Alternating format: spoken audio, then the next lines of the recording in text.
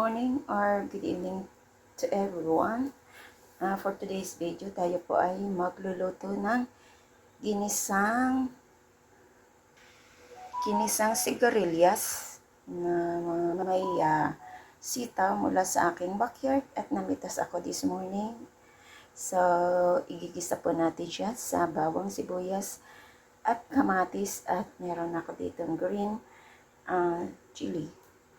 At dito ay meron tayong minced pork ba to? Minced beef. Minced beef ito. So, ayan, medyo pa kasi mula siya sa freezer. So, hiniwa-hiwa ko lang siya into cubes. So, start po tayo sa ating paggigisa. Ayan, para meron tayong gulay. So, ayan, nagpainit na ako ng mantika. At ilagay natin ang ating sibuyas.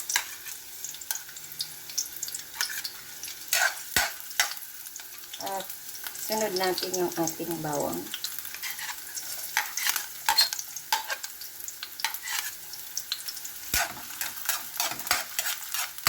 Sandali lang ito lutuin. At okay na, ilagay na natin ang kamatis, sibuyas ay sili. Kamatis at saka sili. Yung sili ko ay hindi siya maangang. Maganda rin pang palasa.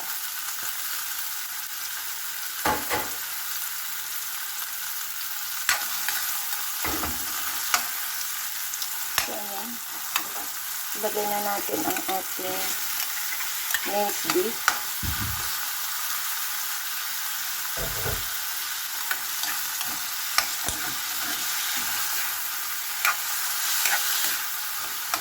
Dito ay maglalagay ako ng black pepper.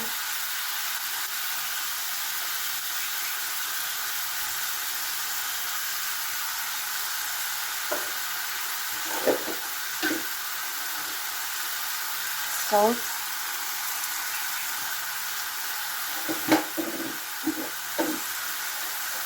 Yung magic sarap.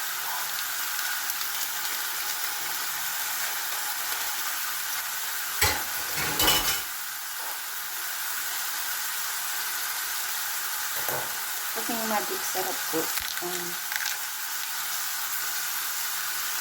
ilang beses ko po gamitin. At kunting-kuntik na lang pala.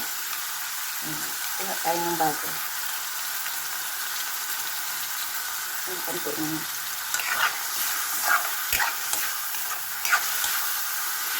Ito tulad din yan. Inano ko siya ang tuklo para madurog ang ating. Kasi yun lang na nagtinto.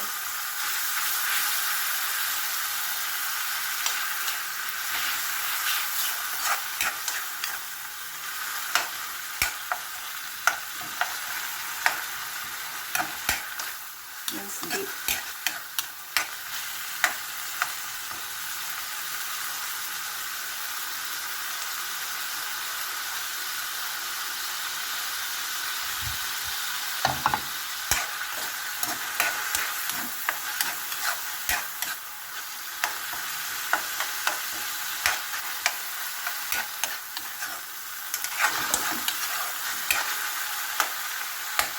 Lagod na siya.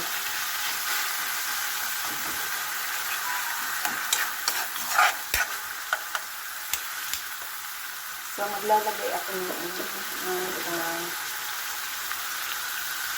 hot sauce. Pero, ang hot sauce ay lang siya. Optional.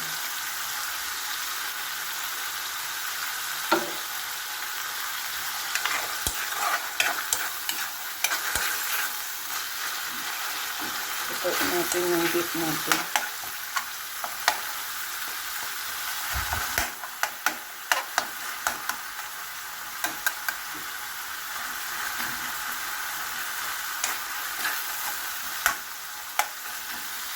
Kasi, ayan may bibigo pa.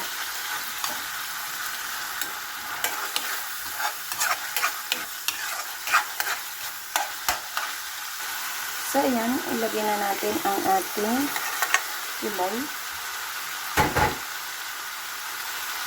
na sigarilyas. Nakukuha ko lang yan sa aking backyard. Kita meron na tayong gulay. So dito, maglalagay po ako ng sabaw.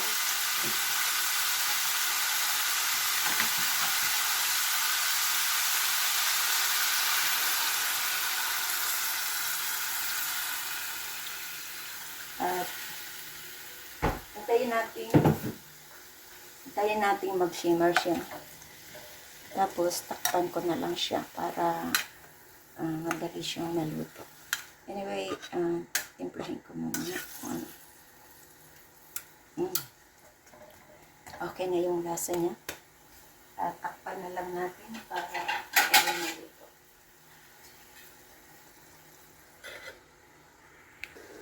Check natin.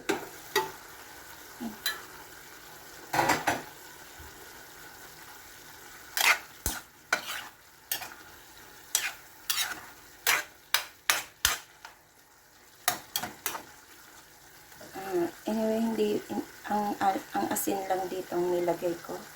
Pero maglalagay ako ng oyster sauce. Wow, sarap na siya. Tama na din yung ano niya, yung lasa.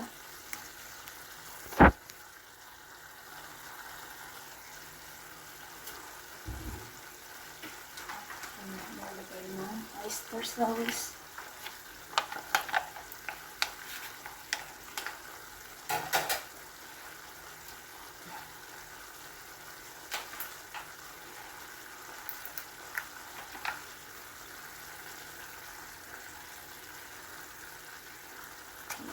Teka lang buksan mo. Okay, oyster sauce. So, ayan. Meron na tayong ginisang gulay. Wala sa ating backyard. Parang isang mangkok lang to siguro. Harvest ko yan sa aking backyard. Kung bibili mo kasi ngayon, ang mahal na ng mga gulay. Wala nang 10 ngayon. 15 na. Yan. Ilang piraso lang yung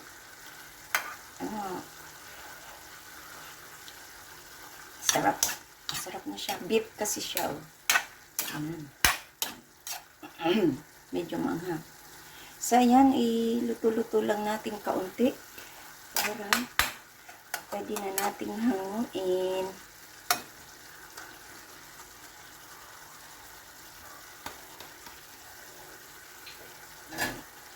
Lagay ko na lang siya sa ating serving bowl. Yan, ang ating ginisang.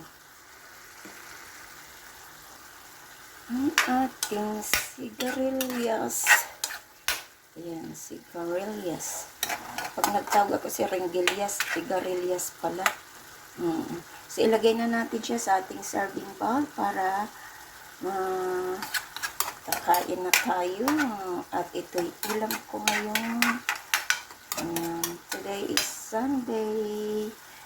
Yan. Nagkaroon ako ng time sa aking garden this morning at namigtas ng sigarilyas. Ayan, sigarilyas. Tumama din. So, ayan. Ilagay ko na sa ating serving bowl. Ayan. Zoom in natin. Ayan siya. Maganda pala pag i-zoom in. Kitang-kita ang natural na pagka-green. Ayan. So, salamat po sa lahat ng nag-support ng aking premiere at nanood ng aking video. Thank you so much at nagalag shoutout sa inyong lahat dyan. At sa hindi pa nakasubscribe ng aking channel, please do subscribe at i-hit ang bell all para lagi kayo updated sa aking mga lulutuin dito sa aking kusina.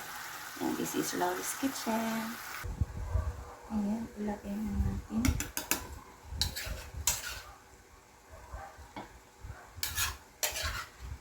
Para kain na tayo.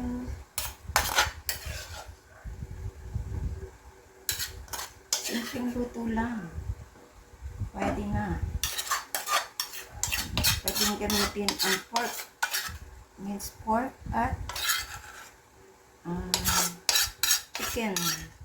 Ito rin. Pero pinakamasarap ang beef. Ayan. So, salamat po at may gulab shoutout sa inyong lahat dyan. Kain na tayo sa ating nilutong ginisang sa Serenggelias.